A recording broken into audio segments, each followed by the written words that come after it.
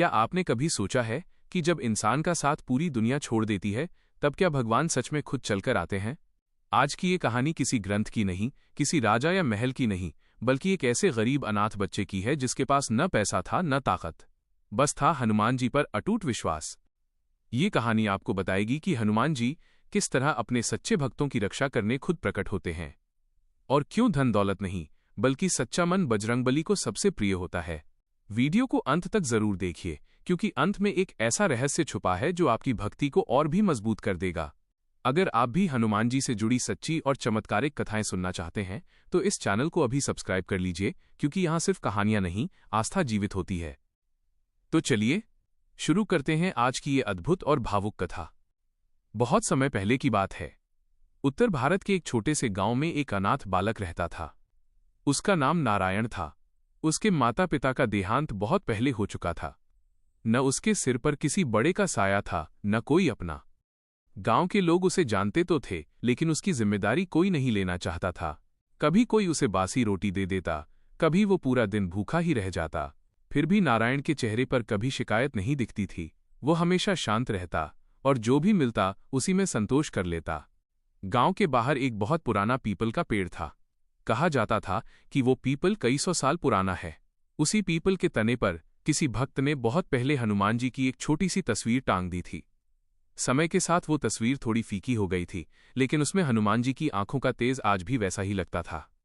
नारायण को उस पीपल और उस तस्वीर से बहुत लगाव था। हर मंगलवार नारायण सुबह सुबह उठकर उसी पीपल के नीचे चला जाता। न उसके पास फूल होते, न अगरबत्ती, न घी का दीपक। वो बस जमीन पर बैठता, हाथ जोड़ता और बड़े सरल शब्दों में कहता, हे बजरंगबली, आज जो भी मुझे मिलेगा उसी में खुश रहूंगा, बस मुझे गलत रास्ते पर मत जाने देना। इतना कहकर वो चुपचाप कुछ देर बैठा रहता। उसे लगता जैसे कोई उसकी बात सुन रहा है। कई बार ऐसा होता कि पूरे दिन उसे कुछ भी खाने को नहीं मिलता। बरसात के दिनों में वो भीगता हुआ उसी पीपल के नीचे बैठा रहता। ठंड की रातों में उसके पास ओढ़ने के लिए कुछ नहीं होता था। फिर भी उसने कभी चोरी नहीं की, कभी झूठ नहीं बोला। जब भी कोई उसे गलत काम के लिए उकसाता, वो बस इतना कह देता, हनुमान जी सब देख रहे हैं। एक दिन गांव में एक बड़ी घटना हो गई। गांव के एक अमीर आदमी के घर से रात में कुछ कीमती सामान चोरी हो गया। असली चोर कोई और था, लेकिन गांव के कुछ दबंग लोगों ने सोचा कि इस अनाथ बालक पर इल्जाम लगा दिया जाए। कौन उसकी बात सुनेगा? उसी रात वे लोग नारायण को पकड़ लाए। वो रोता रहा, गिड़गिड़ाता रहा और कहता रहा कि उसने कुछ नहीं किया। वो बार बार हनुमान जी की कसम खाता रहा, लेकिन किसी ने उसकी एक नहीं सुनी। दबंगों ने उसके हाथ बांध दिए और उसे गांव से बाहर जंगल की ओर ले जाने लगे। चारों तरफ घना अंधेरा था। ऊपर आसमान में बादल छाए हुए थे। जंगल से अजीब अजीब आवाजें आ रही थीं। नारायण का शरीर डर से कांप रहा था, लेकिन उस डर में भी उसके होंठ हिल रहे थे। वो मन ही मन कह रहा था, हे हनुमान जी, अगर मैं सच में निर्दोष हूं तो मेरी रक्षा करना। आज आपके अलावा मेरा कोई नहीं है। जैसे ही वे लोग जंगल के अंदर थोड़ी दूर पहुंचे, अचानक मौसम बदलने लगा। तेज हवा चलने लगी। पेड़ों की डालियां जोर जोर से हिलने लगीं। कुछ डालियां टूटकर जमीन पर गिरने लगीं। आसमान में बादल जोर से गरजने लगे। दबंग लोग घबरा गए, लेकिन तभी उनके सामने एक अद्भुत दृश्य प्रकट हुआ।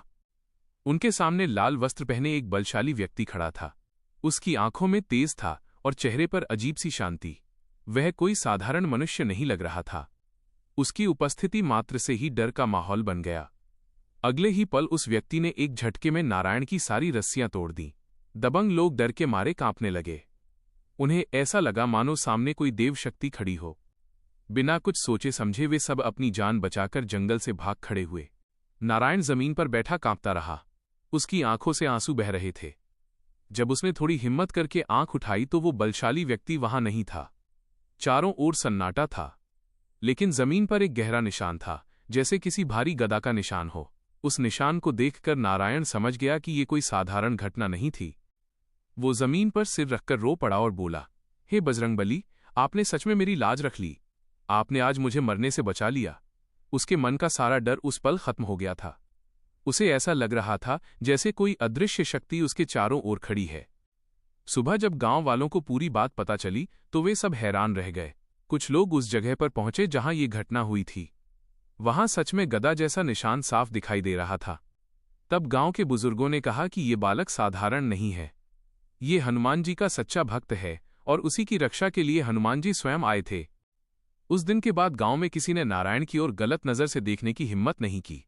लोग उसके साथ सम्मान से बात करने लगे। नारायण पहले जैसा ही रहा, सरल, शांत और सच्ची भक्ति में डूबा हुआ। वो पहले से भी ज्यादा विश्वास के साथ हर मंगलवार पीपल के नीचे बैठकर हनुमान जी का नाम लेने लगा। उसके मन में अब कोई डर नहीं था, क्योंकि उसने जान लिया था कि जब मन सच्चा हो और भक्ति निष्कपट हो तो हनुमान जी अपने भक्त की रक्षा करने खुद चलकर आते हैं।